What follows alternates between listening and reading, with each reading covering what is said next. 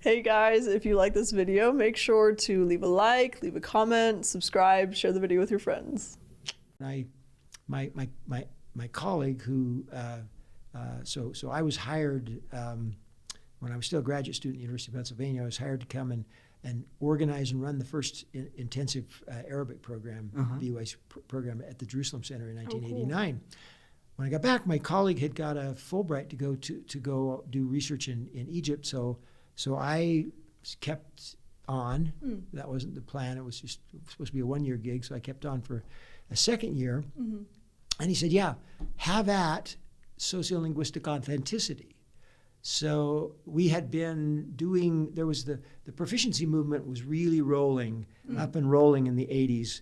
And we started asking ourselves questions. And a lot of people, we were, like, for example, there was this great program at Middlebury College, a summer program at Middlebury College, and they were just doing amazing things with, anyway. Okay, so anyway, Middlebury College was doing amazing things with intensive, people were coming out, they were speaking Arabic. Arabic had been, Arabic's been taught since the 1600s at Harvard and other places as part of theological studies, right? Yeah. And it wasn't really until after World War II that there was any attention paid to modern Arabic. Okay. In fact, my person on my dissertation committee, Charles Ferguson, was the person who put modern Arabic on the map in the United States. And, really? Yeah, and so as we got to looking at, wow, what is authentic in the Arab world, we realized what they were doing at Middlebury College and other places, speaking so-called modern standard Arabic, formal Arabic, is not authentic for conversation. Of course not. It's terribly, terribly artificial. And I mean, it has its function, but it's not natural, right? Sure.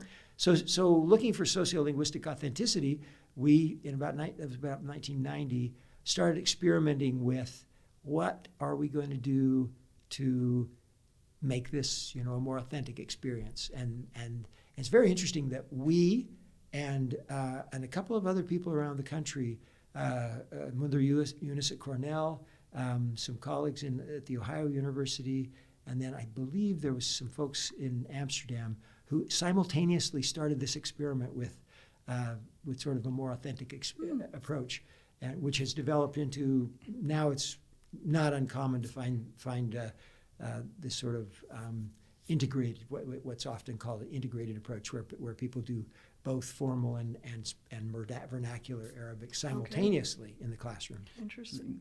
Yeah. This is interesting. So you teach Arabic, and Arabic is an interesting language that kind of differs from what we as Westerners consider a language, because I like to say, Arabic is two languages in one, but my brain kind of see Arabic as two languages, but Arabs themselves, they see Arabic as one. There's the Fusha, the high standard Arabic, and then there's the dialect, the Amiya, how they call it.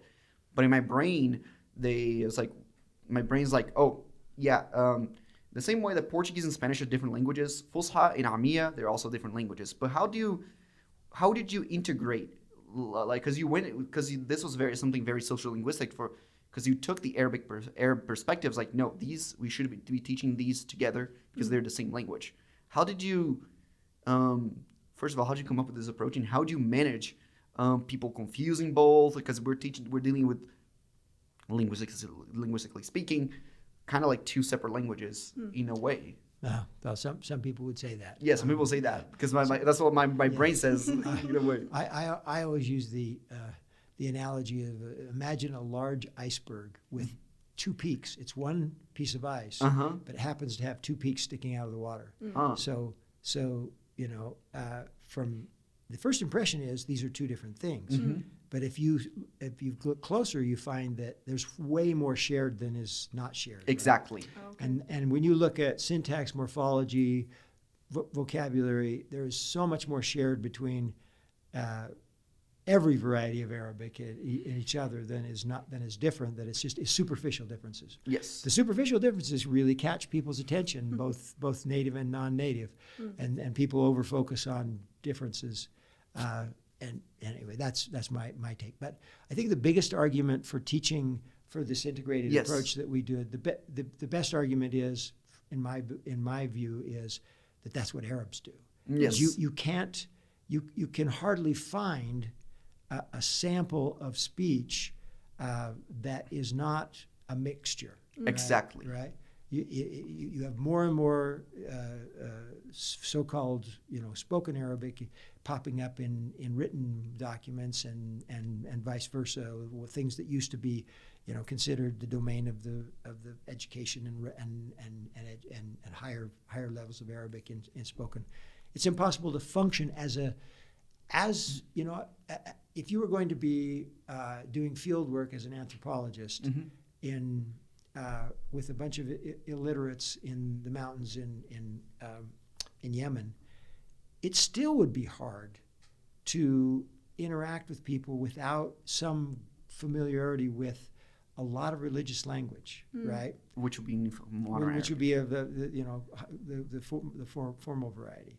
So even if you wanted to work entirely with illiterates, you would still find yourself at a difficult spot to understand what is going on without knowing something about both varieties. And frankly, when we teach English, we don't just teach English of formal English. We teach about contraction. We teach about slang and so forth. And so anyway, it's really a language ideology thing. Battle. Lots of Arabs just feel like, oh, this is wrong. You should not do this. And I always tell people, when people call me on the carpet for mixing, I just say, you set your house in order and we'll follow suit. This is not my problem. I'm not going to fix this problem. You fix this problem. Yeah, because I've seen Arabic. I've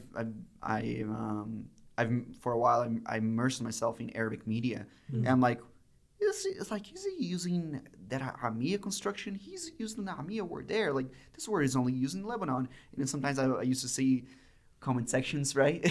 Comment sections of them using mixtures of Arabic, be it's Egyptian with Syrian, so there's a large online corpora, because the online world is kind of this interesting thing between the literary language, because you write, but then again we feel like we're speaking, and sometimes we even talk out loud when we're writing a comment or saying something. That's right. More and more there is an overlap of what used to be, if it ever, I don't know to what degree things were ever purely separated, but the advent of